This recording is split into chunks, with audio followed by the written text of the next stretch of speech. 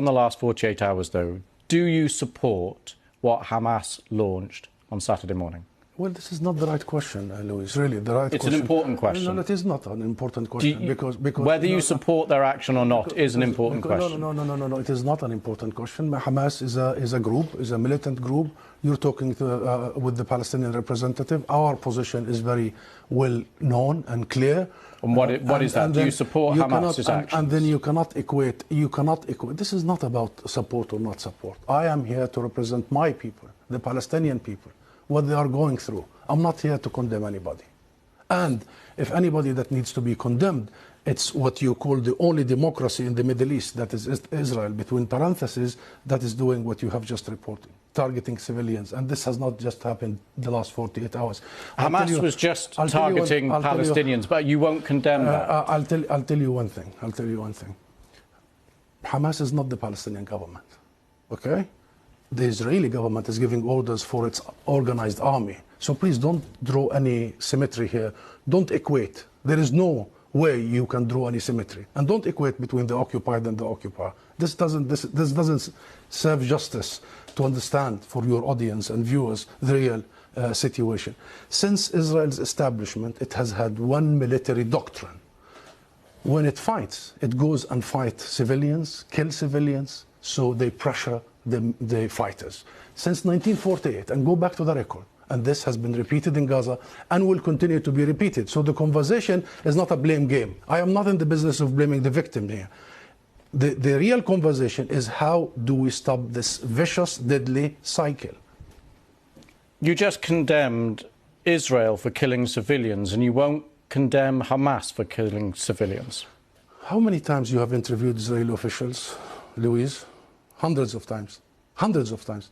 How many times Israel have committed war crimes right live on your own cameras? Do you start by asking them to condemn themselves? Have you? You don't. You don't. No, I'll answer that question. You don't. You know why I refuse to answer this question? Because I refuse the premise of it. Because at the very heart of it is misrepresentation of the whole thing. Because it's the Palestinians that are always expected to condemn themselves. I mean, come on, this is a political conflict. We have been denied our rights for a long time. So this is the wrong starting point.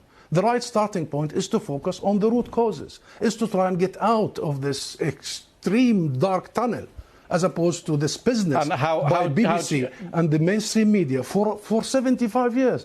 You bring us here whenever there are Israelis who are killed. Did you bring me here when many Palestinians in the West Bank, more than 200 over the last few months? Do you invite me when there is such Israeli provocations in Jerusalem and elsewhere? Because what Israelis have seen, which we started by saying tragic, the last 48 hours, the Palestinians see every day for the last 50 years. You know the situation in Gaza, you've just described it. This is the biggest open-air prison. Those people, 2 million, have been taken hostage by Israel for the last 16 years.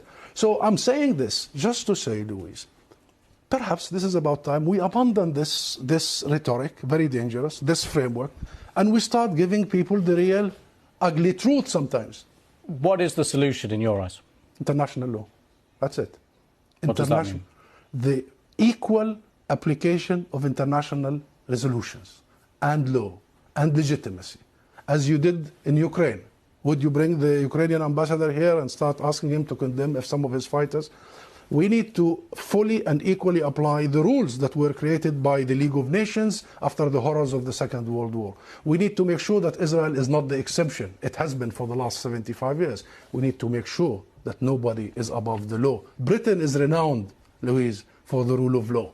I think that's the solution.